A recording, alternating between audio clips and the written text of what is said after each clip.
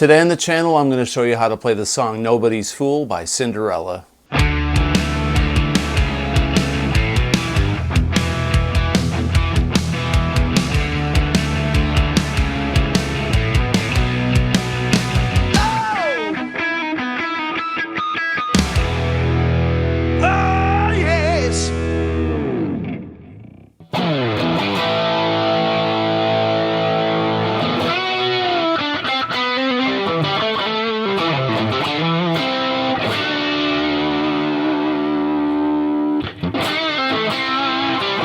That's right, man.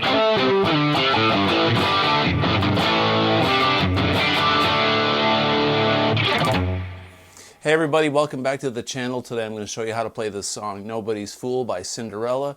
One of my favorite songs from the 80s in the hard rock metal genre. So let's get started. The song is in standard tuning, and it's in A minor or C major, whatever you prefer.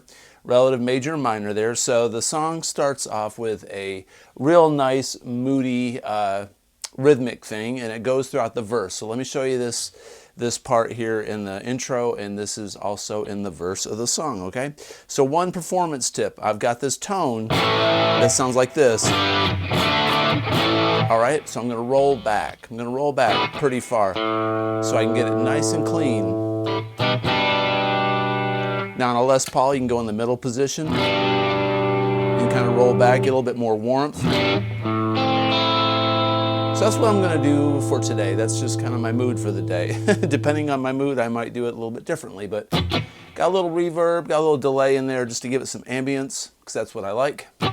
So anyway, we're going to be playing off of two chord shapes. We're going to be doing an A minor shape, an F shape, back to an A minor to a G, with a third on the bass. So if you take a G chord like this and you play it with this B on the bass, all right, that's the third chord that's in this intro. All right, just to give you a little bit of minor basic theory stuff there. So it's going to go like this.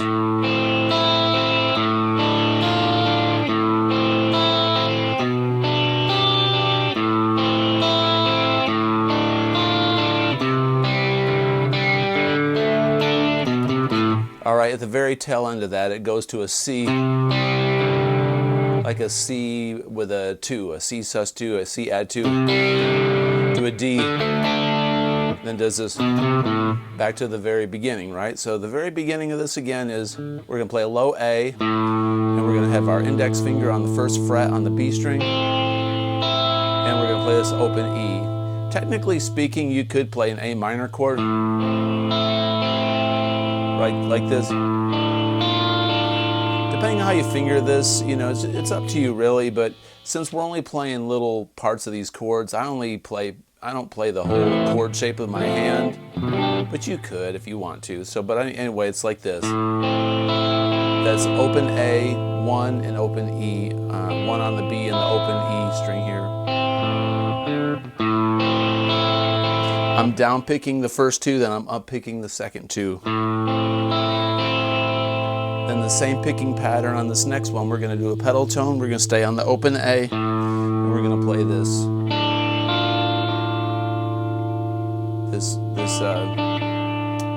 third fret on the B string and the first fret on the high E string. You know, it's kind of like a D minor, really. A minor to a. I always think D minor and F, since D minor and F are relative majors and minors, I kind of consider those two chords kind of the same. So it's a A minor, a D minor, an A minor, and a G in the beginning. So there's your first chord. The second one is, then it goes back to the first chord. Then it goes to this G with a third on the bass, like that. All right, so what I'm doing on this one, a lot of times I'll put my index finger on the second fret on the A string and my ring finger and my pinky on the third fret on the B and the E, like that. So that's ring finger and index finger.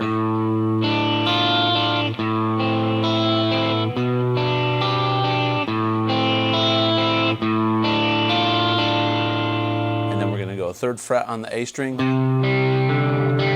open G and D string there, and then up a D5, and then start from the beginning.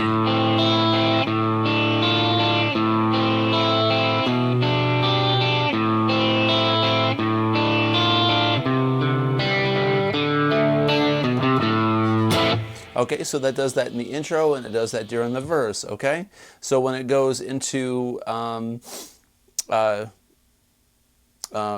the chorus part, you know, it builds, he rises up on the volume, and he goes into the chorus, right? So you can play the chorus with these power chords. He does an A, 5, nobody's fool, nobody's fool. F to a G, we chug, C,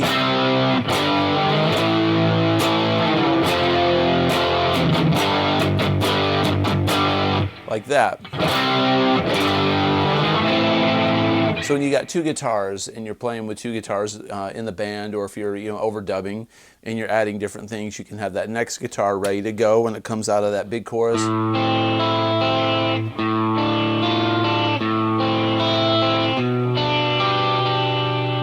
Now you can do some layers on this. If you're the second guitar player, you could do something like when it goes into that chorus, when one guy's going,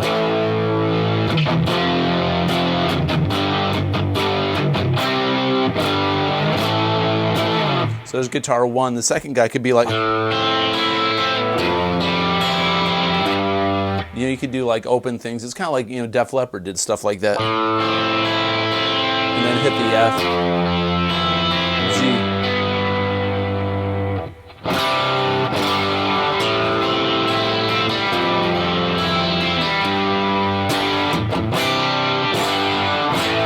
Anytime that you add different chord voicings or layerings in music when you record or play live, it's going to add texture to what you're playing and make things sound cool. And that's why really nicely produced albums sound so good, is they don't just play meat and potatoes chords all the time. They'll layer different guitars, they'll use different tones, different amps, different guitars in general, different chord voicings, lots of cool things like that. Little tiny things make the details. You don't have to overdo it all the time, but little variations like that make a big difference, okay?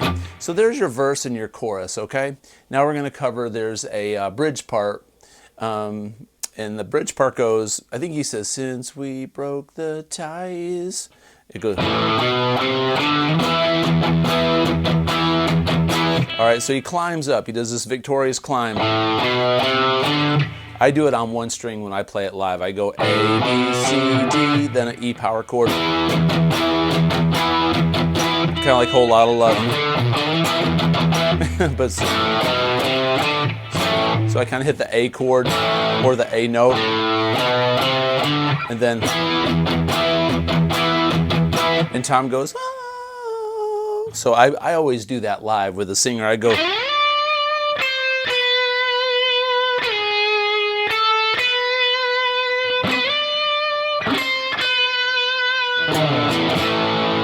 all right, so that middle part again, the way that it's done, and also the way that I play it, goes.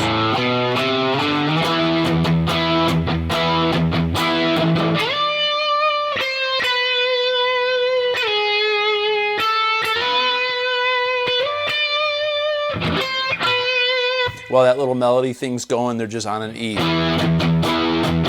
Very Middle Eastern sounding. And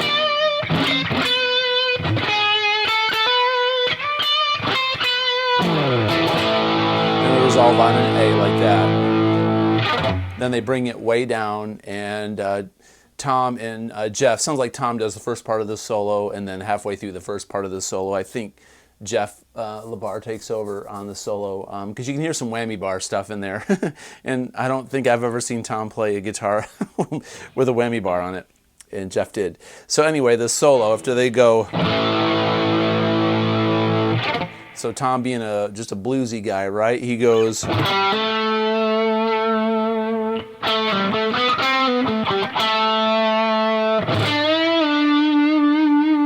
that's the first part. We're going to be in A minor pentatonic.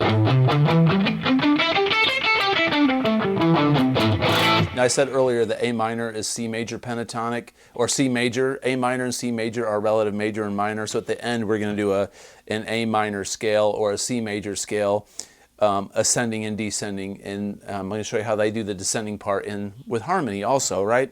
But this is a pretty easy song. It's just got a lot of, or a pretty easy solo. It's just got a lot of feel. So that first part, when we're in A minor pentatonic, he's going from the G to the A, some vibrato, and then he goes.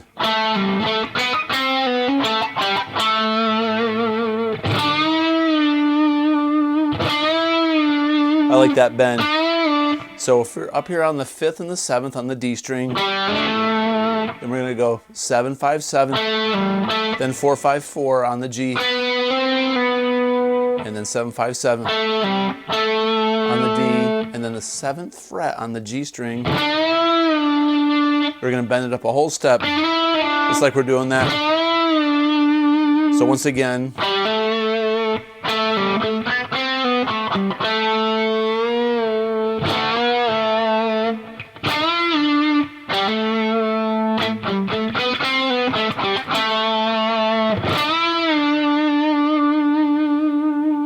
then we're going to go like this. We're on the 9th fret on the G string. This is a step and a half. So we're going to be bending this 9th fret up to like the 12th. That's what it sounds like. So this is kind of the hardest part of the solo.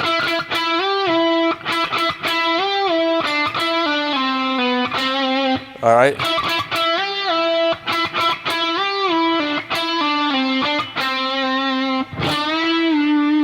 So that's how that phrase goes. It starts off with one time.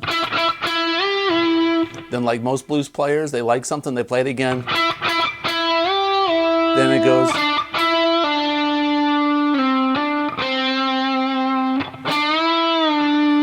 All off this G string. So once again.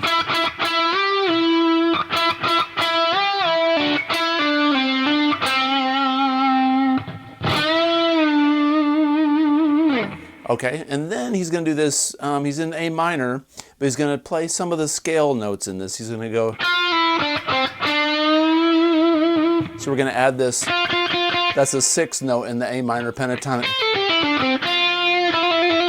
If you notice, he plays 4th fret on the G string, and he plays 6th on the B string, so he's pretty much playing around with A minor pentatonic and A minor scale, the Dorian mode. That kind of stuff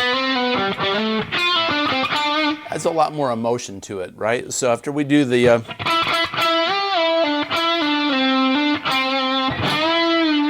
we're going to go, and then live I always go.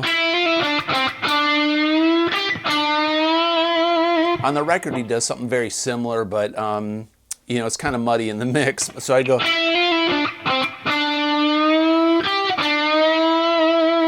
That typical little blues lick there, and we're going to go. So after we come out of the, we're going to go like this.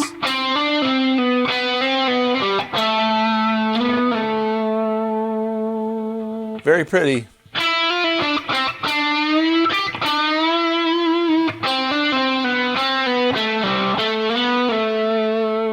And then he goes. That's what it sounds like he does. It gets really muddy in the mix, so we're going to palm mute. So.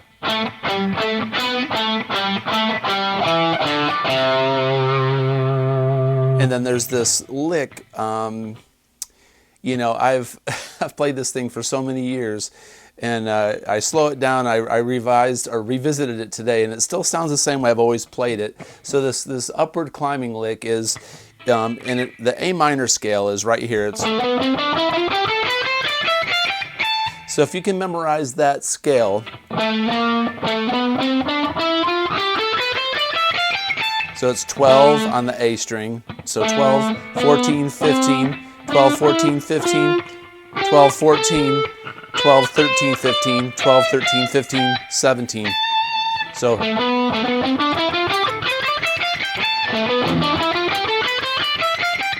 and then go back down. If you got that, you can get this end part of this solo, but he does this little classical thing.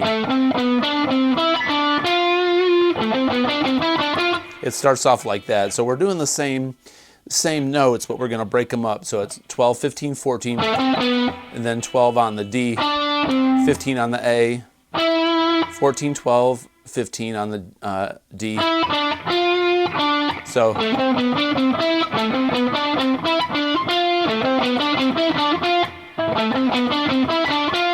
right, then go up to this A.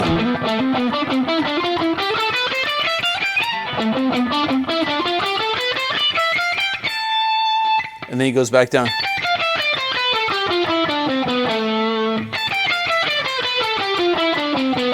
So one more time that lick goes.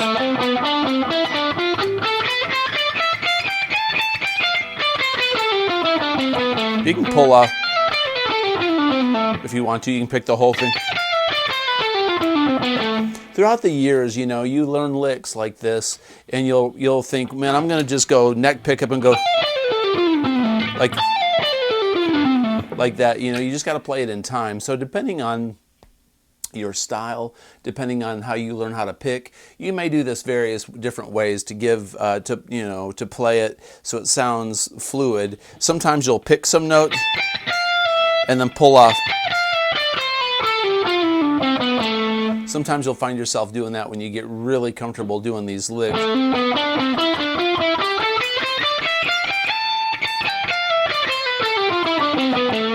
It comes with practice and just developing your own style doing these scales. So after we do that, really, when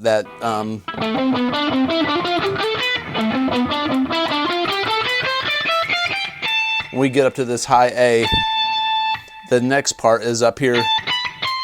If you go 3 notes above this A, that's a C, and if you just stay 3 notes above this descending line, you're gonna the part 1 line, you're gonna harmonize with it in perfect, in major thirds or in thirds. So you're gonna go right down. So as you do that, it's gonna go down in thirds, which is really pretty. So that's why that line 1 is going. This line's gonna go. And then you're gonna go. I believe I hear that on the record. They're up here on the 20th fret, and they bend it up a whole step, which is an A.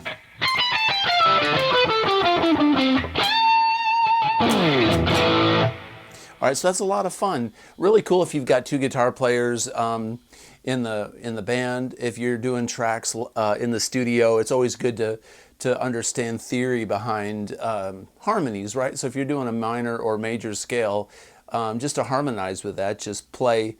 If you're going to go ascending or descending or whatever you're doing, just play the 3rd note above that or below that in the scale. And typically that'll give you a really nice harmony part, like in Iron Maiden and a lot of these power metal bands. They do that. There's many other ways to do fun intervals and harmonies and solos as well, but that's what they do here in this song. So anyway, hope you like the lesson. Hope you like this kind of content that is Nobody's Fool by Cinderella. If you like this kind of content, please consider subscribing, comment below, and as always, have a great day. Peace out.